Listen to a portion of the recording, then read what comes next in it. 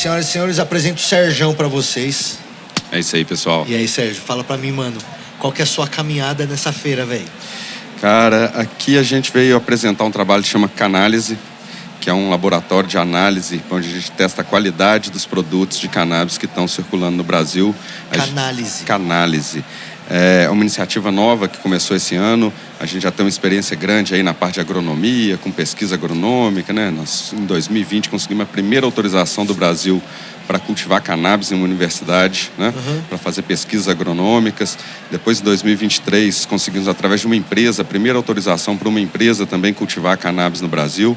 E aí o nosso foco vem sendo desenvolver tecnologia para que o Brasil não seja só um exportador de matéria-prima, mas que a gente também tenha tecnologia nacional para poder atender esse mercado e a gente não seja totalmente colonizado, né, pelas empresas americanas. Aí nesse aqui desse ano da Expo Cannabis, a gente teve a oportunidade de falar sobre o limite do THC, que o pessoal da Anvisa, né, estava tentando estabelecer em 0,3. A gente sabe que isso vai dar um problema, que é muito difícil cumprir isso aqui no Brasil. Então falamos um pouco sobre isso e aqui na Cannabis... 0,3, peraí, vamos lá. 0,3 é o que a Anvisa quer que seja o limite de volume de THC para maconha vendida aqui. Isso, que eles querem que seja o permitido de ser cultivado no Brasil plantas que tenham até 0,3 de THC. Mesmo para cultivo doméstico? Mesmo para... Na verdade, não se discute a regulamentação do cultivo doméstico. O que está sendo discutido é cultivo comercial para fornecer matéria-prima para a indústria farmacêutica. O cultivo doméstico, a princípio, deve continuar nessa via da judicialização através de habeas corpus mesmo. Mas 0,3 é muito baixo, é isso? Além de ser muito baixo, né, é um limite que a própria planta ela não vai conseguir cumprir isso, porque está na própria fisiologia da planta ela responder a locais com altas temperaturas e alta radiação ultravioleta, como é o caso do Brasil, que é um país tropical. Então, naturalmente, a mesma enzima, né, fica um termo técnico aí, mas é a mesma enzima que produz o CBD. Se a gente colocar essa planta num ambiente onde estimula a produção de THC, essa enzima vai conseguir produzir um pouco de THC e isso vai ultrapassar aquele limite de 0,3. Aí o produtor que às vezes estava interessado em produzir algo para a indústria farmacêutica, ele pode se tornar um criminoso porque a planta ultrapassou o limite e ele virou agora um traficante. 0,7. E aí ele vira um traficante, um cara que quer fornecer algo para a indústria farmacêutica, por uma questão natural da planta combinado com o meio ambiente, ele pode passar de um cara bem intencionado a um criminoso por um simples erro técnico na hora de criar a regulamentação. Ainda mais porque para você controlar nesse nível, você teria que fazer um cultivo totalmente indoor, absurdamente controlado e absurdamente artificial, né? E o custo? E para você fazer isso aí para produzir óleo em larga escala de CBD e para fazer essas coisas, é impossível, pô. Senão cada ml do óleo vai custar R$1.000. Exatamente. O custo tecnológico no Brasil é completamente diferente de um Canadá, Israel, China, Estados Unidos. Mas então a gente importar um modelo de produção desses países não é algo que funciona para o Brasil. Acho que a gente tem que criar nossa própria modelo regulatório que esteja condizente com as nossas condições ambientais, com as nossas questões sociais, questões econômicas, né? Acho que a gente, esse Ctrl-C, Ctrl-V, copiar um modelo europeu, um modelo americano, acho que isso aqui pode dar um grande problema para o Brasil. Mas quanto que você acha que a resolução disso depende de canetada de político? Hoje a gente vê que, assim, que existe... tanto a Anvisa, Ministério da Agricultura, Embrapa, eles estão com boas intenções, eles estão mais receptivos a essa troca de informações técnicas. Eu acredito que existe agora assim, uma pressão política para que isso avance e uma questão também do judiciário, né, já que foi determinado pela Justiça Federal que sejam regulamentados os cultivos de cannabis, mas eu acredito que o que envolve mesmo nesse momento, essa questão do THC, a gente está falando muito ainda de uma questão moral. Né, aquele preconceito que se existe da possibilidade da maconha ser utilizada de forma recreativa, isso ainda pesa muito para que a gente crie um tabu muito grande em cima dessa molécula do THC. O grande medo, na verdade, é que se produza plantas com altas concentrações de THC, porque o THC é psicotrópico. Esse é o grande receio, né? Mas a gente não vê que é uma substância psicotrópica, mas é uma substância inofensiva, comparado com tantas outras que existem na sociedade que estão liberadas. Então, e aí, por conta disso, é impossível você não fazer essa comparação, né? Quando o argumento vem sobre a possibilidade, a capacidade nociva da planta, quando vem essa preocupação, é impossível você não comparar isso imediatamente com o álcool, sabe? Com o cigarro. E tipo, você fala, não é que eu tô proibindo, não é que eu quero proibir o álcool e o cigarro. Com remédio controlado. É que eu quero entender por que essa preocupação é tão grande com essa substância só e com as outras não. Isso, e tem várias substâncias, tem remédios que você pode comprar na farmácia sem receita médica e que está escrito lá qual que é a dose máxima que você pode tomar. Acima daquela dose você tem chance até de morrer. E o remédio é vendido sem receita na farmácia. E aí a gente está tentando agora impedir a produção de uma planta porque ela pode produzir uma quantidade de uma substância que vai dar um barato. Mas mesmo se você consumir muito daquela substância, você nunca vai morrer de overdose, não vai causar uma morte.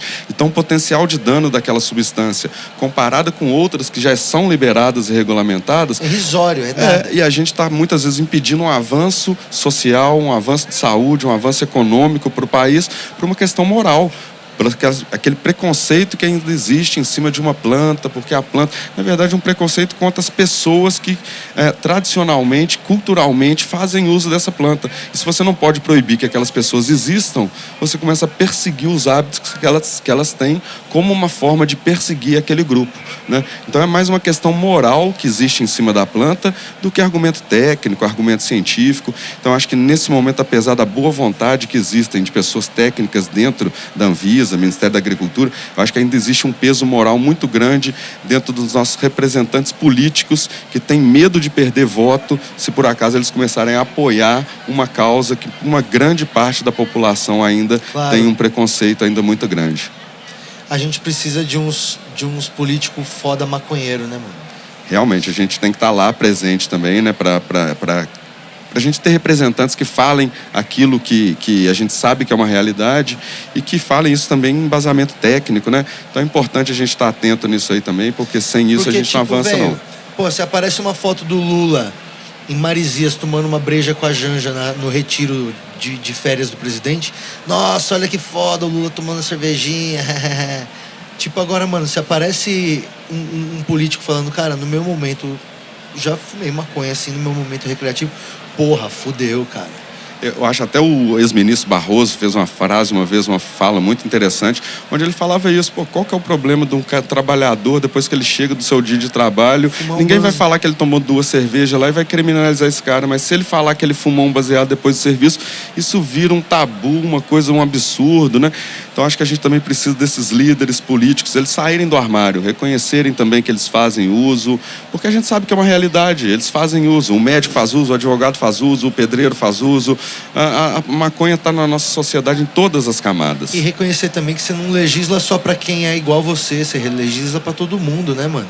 Exatamente. Muitas vezes as políticas são feitas ali para minorias, né? Que precisam também ser defendidas, né? Então não quer dizer que todo mundo vai começar a fumar maconha, mas será que a gente não tem também que parar de perseguir quem fuma maconha? Será que o problema da nossa sociedade é um maconheiro, afinal de contas, né? Pois é. Então, acho que tem tanta coisa para a gente preocupar e a gente vai querer cuidar da vida do outro com uma substância que nem está fazendo mal para outras pessoas. Se faz mal é porque está proibida, né? Então acho que a gente realmente tem que tratar essa discussão de forma séria, porque se manter o preconceito que tem, eles vão achar outra coisa para perseguir a gente e no fim das contas a gente só muda um pouco a direção da perseguição, né? Tinha que falar, tá bom, então a gente vai parar mesmo de fumar maconha, o mundo inteiro. Aí na hora que não sair a temporada nova de Rick and Morty, na hora que não sair uns discos novos dos caras, aí os caras vão falar, não, vai, volta, pode voltar então. E foi mais ou menos por aí, né? Foi com aquela história do jazz e do blues, né? Que aí é uma população que não tinha contato com a cannabis lá nos Estados Unidos, começou a ter contato ali com a população negra, querendo ter contato com a música, e aí com isso eles tiveram contato com a planta. Então será que agora a gente vai voltar atrás e vai tirar tudo isso? Fusões incríveis de culturas e de estilos musicais aconteceram por causa de Bob Dylan, que mostrou a maconha pros Beatles, mano. Um cara do folk dos Estados Unidos mostrou a maconha pros caras inglês fazendo o rock quadradinho deles, e os caras fizeram ali depois o Revolver, tá ligado? Pois é, então acho que a gente perde muito, né, com esse preconceito, ciência, política, cultura.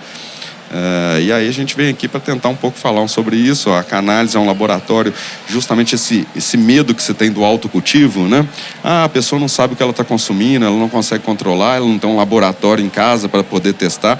E a nossa proposta é justamente trazer análises de qualidade de forma acessível para que o cultivador doméstico possa testar a sua planta, ver quanto que tem de THC, quanto que tem de CBD. E isso dá segurança, né? Quando a gente tem dados, informação, a gente consegue ter mais segurança, mais qualidade, mais confiança naquele tratamento. Então a gente acha que também é uma possibilidade para o país, para que a gente tenha mais argumentos para vencer esse preconceito, esse proibicionismo.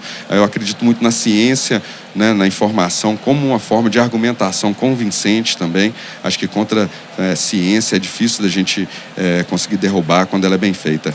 Mas os idiotas conseguem argumentar contra ainda e achar que tá certo, né? Tem gente que tem a cabeça muito fechada e que aí é só a natureza mesmo para poder dar conta disso. Mano, obrigado pela seriedade do seu trampo aí. Eu que agradeço por esse espaço aí. Da hora. Valeu e tamo junto, pessoal. Serjão do Canálise, conheçam o trampo dele, tá aqui na descrição. Valeu.